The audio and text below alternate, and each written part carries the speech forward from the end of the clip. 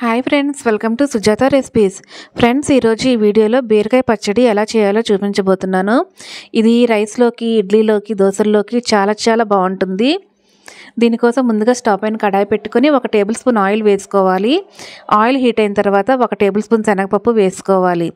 ఇప్పుడు ఇందులో ఒక 8 వెల్లుల్లి రెబ్బలు, 1 టేబుల్ స్పూన్ ధనియాలు, 1 టీ స్పూన్ జీలకర్ర, 1/2 టీ స్పూన్ ఆవాలు వేసి వేయించుకోవాలి.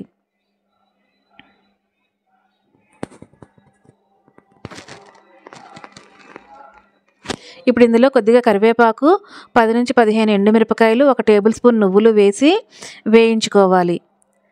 ఇవి బాగా ఫ్రై అయిన తర్వాత ఇందులో చిన్న చింతపండు వేసి 1 నిమిషం పాటు ఫ్రై చేసుకోవాలి.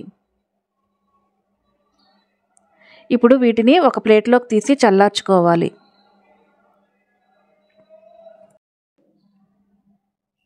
ఇప్పుడు ఇదే కడాయిలోకి మరొక టేబుల్ స్పూన్ ఆయిల్ వేసుకొని ఇందులో ఒక 1/2 కేజీ బీరకాయలు శుభ్రంగా వాష్ చేసుకొని చిన్న ముక్కలుగా కట్ చేసి వేసుకోవాలి.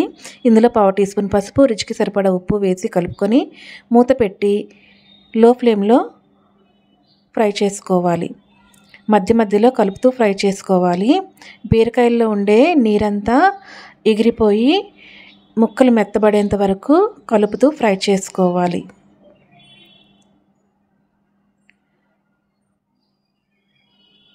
ఇప్పుడు స్టవ్ ఆఫ్ చేసుకొని చల్లార్చుకోవాలి. ఇప్పుడు ముందుగా ఫ్రై చేసుకున్న పప్పులను మిక్సీ జార్లో వేసుకొని కొద్దిగా వాటర్ వేసి మెత్తగా గ్రైండ్ చేసుకోవాలి. ఇప్పుడు ఇందులో మనం ఫ్రై చేసుకున్న బీరకాయ ముక్కలను కూడా వేసుకొని కొంచెం బరకగా గ్రైండ్ చేసుకోవాలి. ఇప్పుడు దీనిని ఒక బౌల్లోకి వేసుకోవాలి.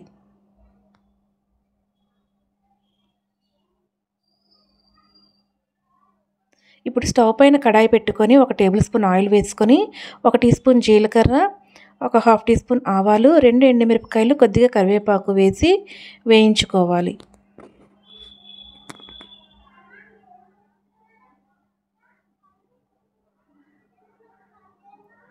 ఇవి బాగా ఫ్రై అయిన తర్వాత స్టవ్ ఆఫ్ చేసుకొని మనం ప్రిపేర్ చేసుకున్న పచ్చడిలో వేసుకొని కలుపుకోవాలి. అంతేనండి, ఎంతో టేస్టీ బీరకాయ పచ్చడి రెడీ.